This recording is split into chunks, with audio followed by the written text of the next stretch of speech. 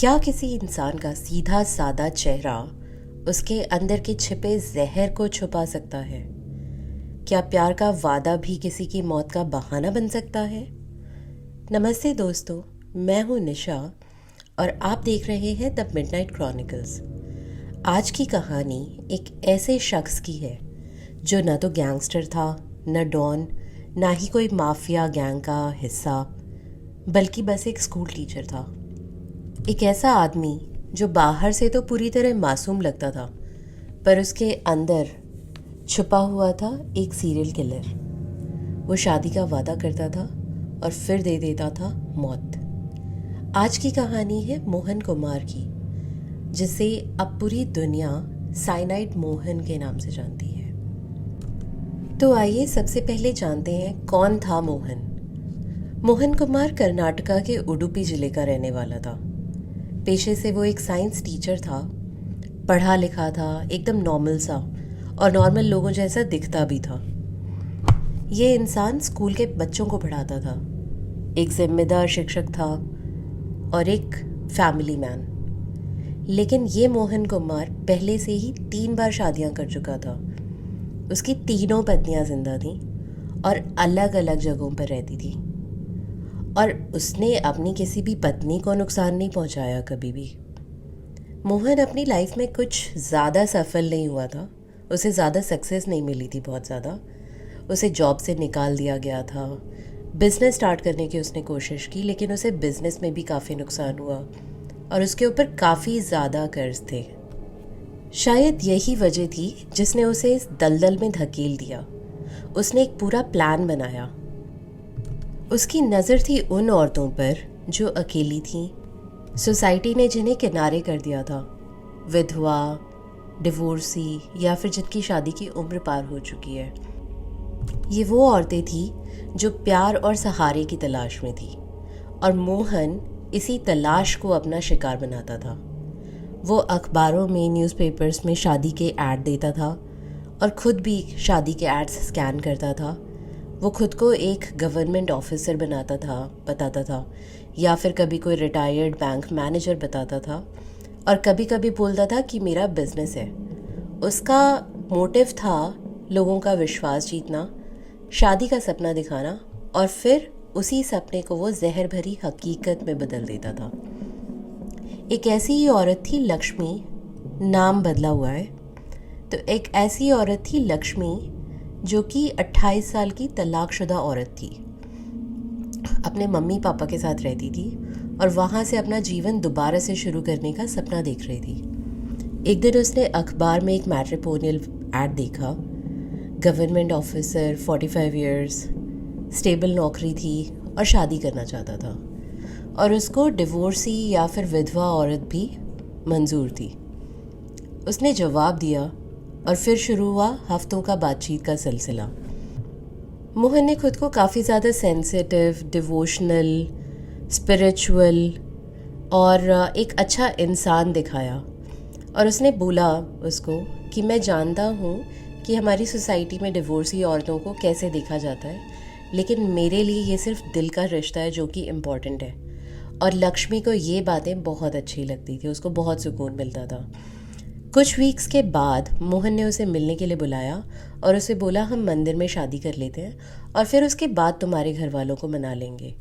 लक्ष्मी भी अपनी मम्मी से झूठ बोलकर आ गई और वो शहर में एक छोटे से लॉज में गए। सस्ता सा लॉज था। वहाँ मोहन ने उससे बोला कि गहने और मोबाइल मुझे दे दो, मंदिर में चोरी हो सकता है, और ये दवाई ले लो, सेफ्टी पिल है, शादी से पहले ज़रूरी है। लक्ष्मी ने उस पर ट्रस्ट कर लिया, गोली ली, और कुछ ही मिनट्स में लक्ष्मी की सांसें थम गईं। मोहन उसके गहने और फ़ोन लेकर लॉज से निकला आराम से, शांति से, और एक नई तलाश में चल पड़ा। अब ये उसके लिए सिर्फ एक ट्रायल रन था। अब उसे विश्वास हो गया था कि वो पकड़ा तो नहीं जाएगा, और ये जो काम है वो बिना किसी शोर के शांति से कर सकता है। 2003 से 2009 के बीच में मोहन ने लगभग 20 से ज़्यादा औरतों को इसी तरीके से मारा। हर बार एक नई पहचान बताता था, एक नई जगह जाता था और एक नई औरत को अपना शिकार बनाता था। ये सब तो डिफरेंट रहता था, औरत, नाम, पहचान, लेकिन स्क्रिप्ट सेम रहती थी। शादी का एड, लंबी बातचीत, ट्रस्ट, मंदिर में शादी का वादा, लॉज में रात में रुकना, गहने और मोबाइल लेना, गुड बाय लेटर लिखवाना उन सब से, साइनाइड की गोली और बॉडी को छोड़ के भाग जाना। हर बार की कहानी इतनी सफाई से चली कि किसी को कोई शक नहीं हुआ। कई मामलों में तो जो औरतें थी उनकी फैमिली सोचते रहते थे कि उन्होंने कहीं शायद भाग के शादी कर ली होगी। पुलिस ने भी इस मामले को सीरियसली नहीं लिया। नागेश्वरी नाम की एक स्कूल टीचर, जिसकी उम्र लगभग 33 इयर्स की थी, उसने भी अपने रिश्तेदारों की मर्जी के खिलाफ मोहन से शादी का मन बना लिया था। मोहन उसे हर दिन फ़ोन करता था, उससे प्यारी प्यारी बातें करता था, भगवान की कसमें भी खाता था। जब नागेश्वरी ने उससे मिलने का फैसला किया तो वो ये सोच रही थी कि उसकी ज़िंदगी की एक नई शुरुआत हो रही है, लेकिन उसका भी अंत वैसा ही हुआ जैसा लक्ष्मी का हुआ था। मोहन ने उसे भी वही दवाई दी और अगले दिन उसकी बॉडी भी लॉज के बाथरूम में पाई गई। वहाँ भी एक गुड बाय लेटर था जिसमें लिखा था कि मैं अपनी मर्ज़ी से जा रही हूँ, मुझे ढूंढने की कोशिश ना करें। और ये लेटर जो था वो मोहन ने लिखवाया था ताकि कोई पुलिस केस ना बने। 2009 में मोहन ने एक औरत को बेंगलुरु बुलवाया और उससे भी वही कहानी दोहराई। शादी करेंगे, लॉज में रुके और सुबह मंदिर के लिए निकलेंगे। सुबह उसने औरत को बोला कि बस स्टैंड के टॉयलेट में जाके ये गोली ले लो ताकि मंदिर में कोई प्रॉब्लम ना हो। औरत ने वो गोली ली और वहीं टॉयलेट में गिर पड़ी और कुछ ही सेकंड में उसकी मौत हो गई। लोगों ने शोर मचाया, पुलिस आई। पहली बार मोहन का कोई शिकार मौके पर ही मिल गया था। पोस्टमार्टम में पाया गया कि उसकी मौत जो थी वो साइनाइड से हुई थी। पुलिस चौंक गई, ये कोई आत्महत्या नहीं थी और यहीं से हुई थी इस केस में असली जांच की शुरुआत। अब आप सोच रहे होंगे इतना सारा साइनाइड ये मोहन को मिलता कहाँ से था। मोहन ये साइनाइड ज्वेलर्स से लेता था। ज्वेलर्स यूजुअली इसका यूज़ सोने को साफ करने के लिए करते हैं। मोहन को सब पता था कितना, कब और कैसे देना है। वो ये कहता था कि मुझे लैब के एक्सपेरिमेंट के लिए ये चाहिए, तो ज्वेलर्स भी बिना शक दे देते थे उसको ये, ऑल्दो ये इलीगल होता है बट दे देते थे। और साइनाइड एक ऐसा पॉइजन है जो कि 2 से 3 मिनट में मौत दे देता है बिना कोई निशान छोड़े। और ये चीज़ जो थी वो मोहन के लिए सबसे ज़्यादा इम्पॉर्टेंट हथियार थी। बेंगलुरु में एक पुलिस इंस्पेक्टर थे, सब इंस्पेक्टर चंद्रहास, जिन्होंने इस केस को देखा। और जब उन्होंने ये केस देखा तो उन्होंने उस औरत के कॉल रिकॉर्ड्स खंगाले। उन्हें कुछ अजीब लगा तो उन्होंने नोटिस किया कि पिछले कुछ सालों में आसपास के एरियाज़ में भी ऐसे ही सिमिलर केसेस होते हुए दिख रहे थे। उन्हें एक पैटर्न नज़र आया। हर बार कोई औरत होती थी, लॉज में जाती थी, गुड बाय लेटर लिखती थी और उसका मोबाइल और जेवर गायब होते थे। उन्होंने होटल के रजिस्टर्स चेक किए, सीसीटीवी फुटेज निकलवाई और फिर एक नंबर हर बार बहुत सारे केसेस में कॉमन दिखाई दिया। और उस नंबर को फॉलो करते हुए वो सब पहुंच गए पुष्पवती के घर। 17 अक्टूबर 2009 दिवाली की रात थी, लेकिन आचार्य सिस्टर्स, पुष्पवती की बहनें, उनके लिए कोई नॉर्मल रात नहीं होने वाली थी। रात के अंधेरे में अचानक से जैसे एक पूरी की पूरी भीड़ उनके घर के बाहर आके खड़ी हो गई थी। दरवाज़ा ज़ोर ज़ोर से खटखटा रहे थे और उन्होंने जैसे ही दरवाज़ा खोला, 15 मेल पुलिस वाले और एक फीमेल पुलिस ऑफिसर, उन सबको, पूरी फैमिली को पकड़ के पुलिस स्टेशन ली गई। और वहाँ पे पूछताछ के बाद पुलिस को पता चला कि इनकी बहन पुष्पवती भी सिमिलर तरीके से गायब थी। और ये पुष्पवती का फ़ोन था जो कि विक्टिम्स को कांटेक्ट करने के लिए यूज़ किया जा रहा था। और इसके 4 दिन बाद 21 अक्टूबर को पुलिस के हाथ लगा इस पूरी कहानी का मास्टरमाइंड मोहन कुमार। और तब ये पता चला कि पुष्पवती भी उसकी कई सारी विक्टिम्स में से एक थी जिसका फ़ोन नंबर वो यूज़ कर रहा था।